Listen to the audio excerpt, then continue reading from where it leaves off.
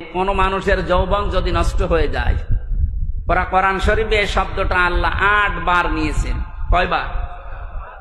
এই 8টা ডোমর মানে আমাদের এই আশপাশ জেলায় বা আশপাশ দেশে, যে ভারত, পাকিস্তান, বাংলা, এই ডোমর না, এটা সৌদি আরবে বেশি হয়, মধ্যপ্রাচ্যে ওই সমস্ত পাহাড় অঞ্চলে যেগুলো হয় বেশি, পাথরের পাহাড়ের ভেতরে এগুলো হয়।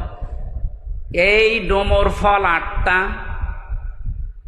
আর জাইতুন যেটা জলপাই বলা হয়, এটা পুরা কোরআন শরীফে মনে হয় 11 বারের উপরে ব্যবহার হয়েছে। আমার এখন সঠিকটা মনে আসছে না। যাক, আপনি তাফসিরে এই সূরা 3-এর তাফসির দেখলেই পাবেন। এই ফল এই দুইটা যদি কেউ মধুর সাথে মিশিয়ে খেজুর দিয়ে সকালবেলা খেতে পারে, আস্তে আস্তে তার হারানো যৌবন ফিরে পাবেন। তাহলে বুড়ো মানুষ আবার এটা করতে চাই না। আর এই যে মানিক্কা, এই মানিক্কা যদি খায়, ও জিনিসই উড়িয়ে গেছে, ও খেয়ে করবে। Likey